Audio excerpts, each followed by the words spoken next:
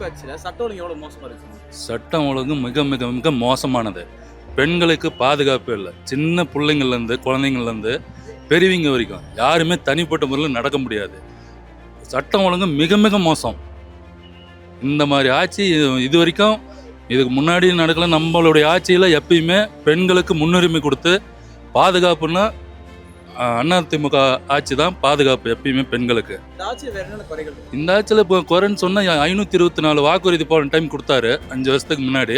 அதில் வெறும் கம்மியாக தான் ஒரு வாக்குறுதி நிறைவேற்றிருக்கிறாரு. ஆனால் அவர் மாறுத்தட்டி அவர் சொல்லிக்கலாம், அதான் நான் 524 வாக்குறுதி நான் நிறைவேற்றிட்டேன் அப்படின்னு சொல்லலாம். அது உண்மையான இல்லை. அவர் சொற்ப இதை தான் பண்ணியிருக்கிறாரு. அவர் பண்ண விஷயமே எல்லாமே விலைவாசி உயர்வு எல்லாமே இப்போ பிரச்சனை தாங்கிறது. பொதுமக்கள் ரொம்ப அதனால் பாதிப்பு ஏற்பட்டிருக்கு. மகளிர் உரிமை தொகைன்றாங்க. ஃபஸ்ட்டு வந்த புதுசில் சொன்னார், 3 வருஷம் கழித்து தான் அவர் அதை இஷ்யூ பண்ணார்.